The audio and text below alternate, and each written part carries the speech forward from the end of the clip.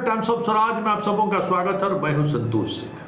और आज हम टाइम्स ऑफ स्वराज में एक ऐसे स्कूल की चर्चा करने जा रहे हैं जो स्कूल कब्रिस्तान में चलता है। जी हाँ, जहां लोग दिन में जाने से डरते हैं, जहां शाम ढलते हैं उस रास्ते से लोग जाना छोड़ देते हैं, उस कब्रिस्तान में बच्चे पढ़ाई करते हैं। सिर्फ पढ़ाई नहीं करते हैं, वहाँ बच्चों का मध्याह्न भोजन भी बनता है और एक तरफ लाश को दफनाया जा रहा होता है, दूसरी तरफ बच्चों का मध्याह्न भोजन बनता रहता है।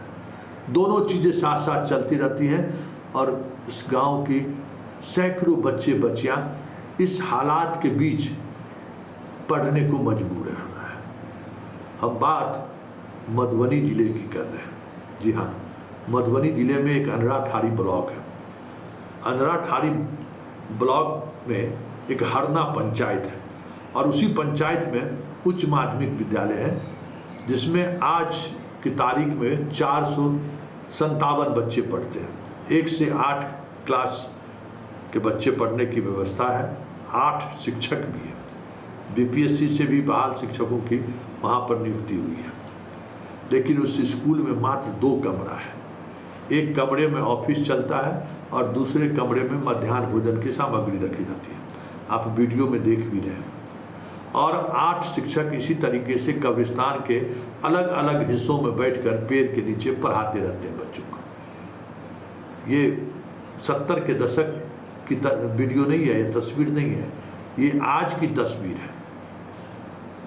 उस दौर की तस्वीर है जिस दौर में विकास के नाम पर बहुत सारी राजनीति हुई है इस प्रदेश में, नीतीश की सरकार में, कि हमने विकास किस तरीके से किया है। इस विकास के दौर में इस तरीके की तस्वीरें सामने आ रही हैं।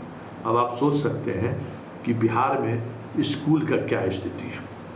और ये कोई पहला उदाहरण नहीं है। ऐसे बिहार में हजारों स्कूल आपको मिल जाएंगे जो पेड़ के नीचे किसी के दलान पर, किस मंदिर में, मस्जिद में चलता हुआ आपको मिल जाए, ठकुरवारी में, गांव में चलता हुआ आपका मिल जाए।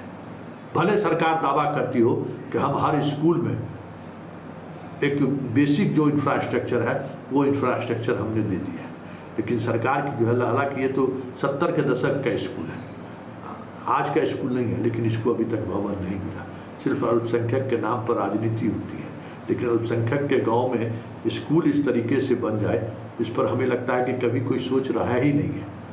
ये देख रहे हैं, वीडियो में सारी बातें देख रहे हैं कि किस तरीके से शिक्षक पेड़ के नीचे पढ़ा रहे हैं, बच्चे पढ़ रहे हैं। मध्याह्न भोजन उसी कब्रिस्तान में बैठकर लड़के लड़कियां खा रही हैं जिस कब्रिस्तान में सबको दफनाया जाता है। अब आप समझ सकते हैं कि ये सत्य कितना क्रूर सत्य है। और इस सत्य से न सिद्धार्थ को वास्ता है न पाठक को वास्ता रहा। हम बार बार सिद्धार्थ और पाठक दोनों व्यक्ति को कहते रहे कि आप पहले स्कूल के इंफ्रास्ट्रक्चर को समझिए। सरकार हर वार्ड में स्कूल खोल दिया है।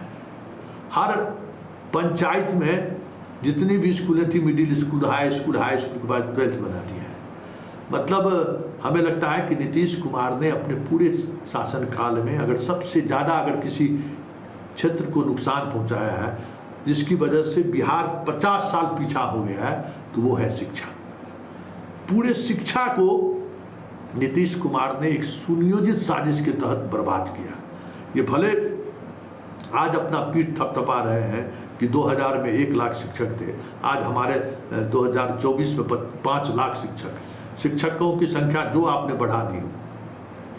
लेकिन 2005 में बिहार का मैट्रिक का टॉपर कहाँ और किस ऊंचाई पर जाता था वो देख लीजिए, और आज आपका मैट्रिक का टॉपर कहाँ है, जरा इसको देख लीजिए। ये अलग बात है कि इस बार ऑल ओवर इंडिया में नीट में जो 17 लड़कों को 720 नंबर आया है, उसमें एक बिहार विद्यालय परीक्षा समिति का जो सिलेबस है या 12th स्कूल कहिए, उसी दरभंगा के उसी स्कूल से उसने 12th किया है। और मालूम है आपको उसको कितना नंबर आया है? 85%। ऐसा भी नहीं है कि इनके स्कूल में किस तरीके से मार्किंग होती है, वो भी देख लीजिए। और 720 नंबर वो नीट में लाया है। ऑल ओवर इंडिया का टॉपर है।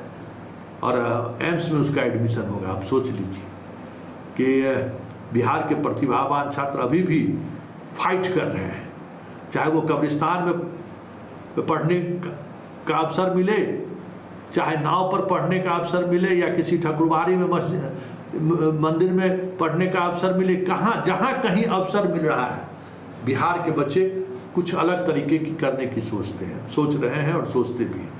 लेकिन जिस स्तर पर शिक्षा के क्षेत्र में नीतीश कुमार ने खिलवाड़ किया है बिहार के भविष्य के साथ, हमें नहीं लगता है कि किसी मुख्यमंत्री ने इस स्तर पर बिहार की शिक्षा व्यवस्था को बर्बाद किया हो। देख लीजिए 70 के दशक का स्कूल है मधुबनी जिले के अनराठारी ब्लॉक में, और उस स्कूल का हाल देख लीजिए। और ये हाल सिर्फ इसी स्कूल का नहीं है, अभी ये जितने इस तरीके के स्कूल बनाए हैं सब वो स्कूल का यही हाल है। और जब से इंटरमीडिएट की पढ़ाई उत्क्रमित मध्य विद्यालय को हाई स्कूल और हाई स्कूल से इंटरमीडिएट तक किया है, स्कूली शिक्षा की बात तो छोड़ दीजिए, पूरी शिक्षा व्यवस्था ही चरमरा गया है। तो ये एक वानगी है इस बिहार की, और इस वानगी को समझिए। बड़ी बड़ी बातें होती हैं, बड़ी बड़ी राजनीति होती है, लेकिन आज भी मेरा गांव वही है जहां आज़ादी से पहले था। कई गांव आज भी वैसे ही हैं जहाँ आज़ादी से पहले था। सड़कें जरूर पहुंच गई हैं, बिजली भी पहुंच गई है, लेकिन जिन चीज़ों को पहुंचना चाहिए जिससे हमारे गांव का कह सकते हैं कायाकल्प हो सकता है, जो हमारे गांव की सारी व्यवस्थाएं बदल सकती हैं, जो मूल चीज़ है एजुकेशन, उससे हमारा गांव तो कोसों दूर हो चुका है।